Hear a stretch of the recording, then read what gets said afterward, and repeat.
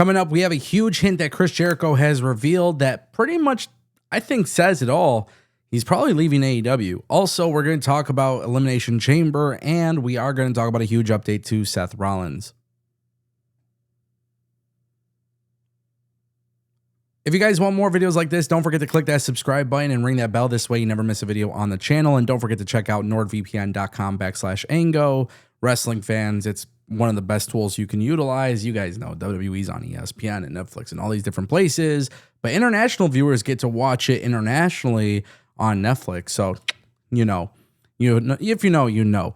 Let's kick things off with Seth Rollins. I think this is a pretty big update. Obviously, we saw the betrayal of Braun Breaker and Bronson Reed and Paul Heyman. And this was something that was very cool. And I've said my piece. I thought this was an awesome thing, but it was kind of random. It kind of shocked me. I didn't necessarily expect it.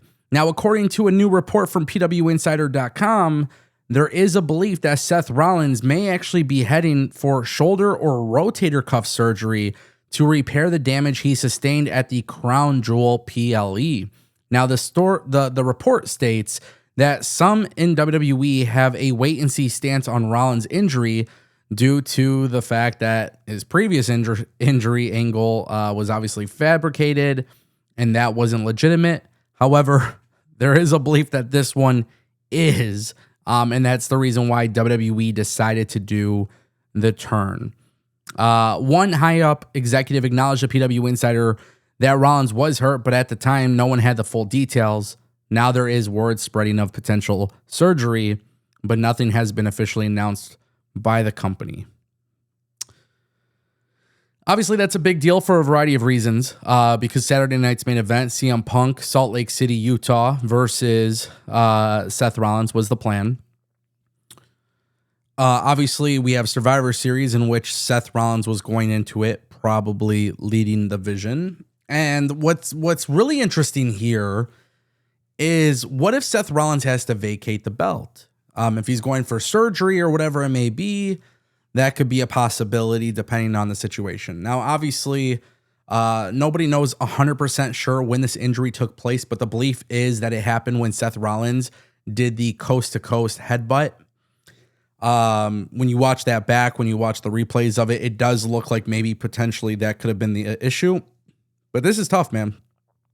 Tough break. Seth Rollins very well could be in a situation where right now in WWE, he might have to lose the belt. He might not be on TV. The vision plans, I mean, WWE's probably scrambling to figure things out, and rightfully so. It's a very tricky situation. It's a very tough situation when you look at everything.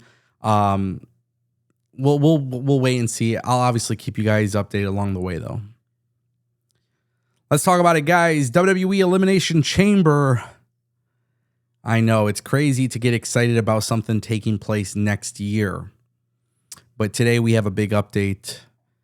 I'm excited about this one because it is on the road to WrestleMania, and it has been revealed that WWE will in fact have Elimination Chamber in Chicago, Illinois, February 28th.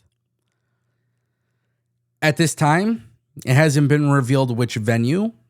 There is this speculation that it could be where the Chicago Bears currently play, which would be pretty cool. But considering it's February, I would say that's probably unlikely because of the weather, the snow.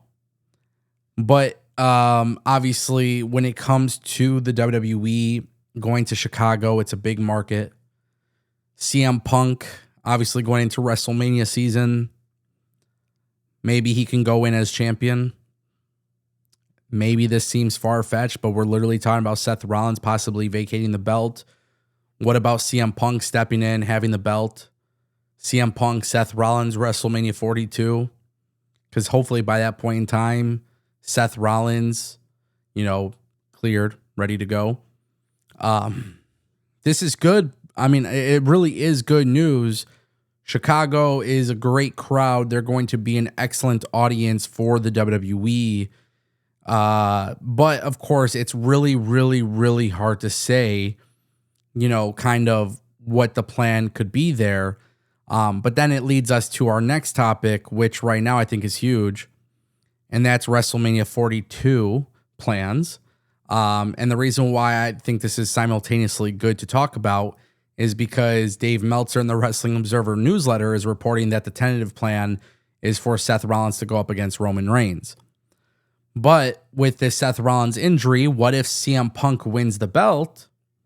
If CM Punk wins the belt, then obviously you can do something where, CM Punk goes into Elimination Chamber as World Heavyweight Champion, walks out of there as World Heavyweight Champion, goes to WrestleMania 42, and you do something between him and Seth Rollins.